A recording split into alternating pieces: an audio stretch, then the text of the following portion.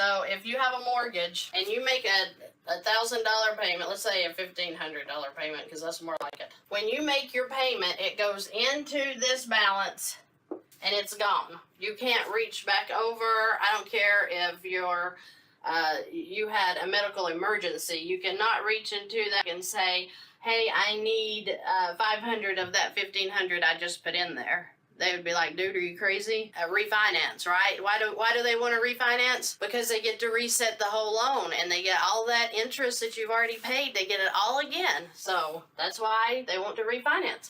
But that takes time, that takes additional application fees, that takes a new appraisal on your home, all kinds of expenses there. So with the HELOC, it's called open-ended. This goes for a HELOC, any line of credit, PLOC, a BLOC, or credit cards. $1,500 goes in, it knocks your balance off. You have an emergency, you can go right over here, grab that, and pull it right back out with a HELOC, PLOC, BLOC, or credit cards. You cannot do that with a mortgage. Does that make sense? I think that was the most telling thing to me, and people will say to me all the time, you're just being ridiculous. Just tell them to make extra payments on their mortgage and it'll pay off. Well, duh.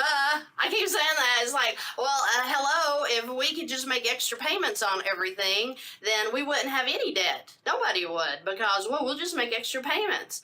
Are you disciplined enough to make extra payments? If your cash flow a month after you pay all of your expenses is $1,500, are you really going to just throw that into the mortgage and say, oh, here, I'm not going to need that. I know I'm not for the next year or probably 3. You just go ahead and take my money. No, that's ignorance. That's why people are stuck in mortgages, car loans, student loans, is because they don't understand that if you just grab you one of these, transfer your amounts into this, transfer your income into this, pull out what you need to survive, leave your paycheck sitting in there. VIP calls it paycheck parking, and I think that's pretty cute. They call it paycheck parking, and that means that you just park your check there until you need it again. You just let it sit on that balance. You keep your interest low because you're keeping the balance low, and eventually it'll pay off with your cash flow. Yes, you have to have cash flow. Most people have cash flow. We just feel like that we've got a noose around our neck from where we are just paycheck to paycheck, and we don't realize that we can do the little things like transferring these big loans over.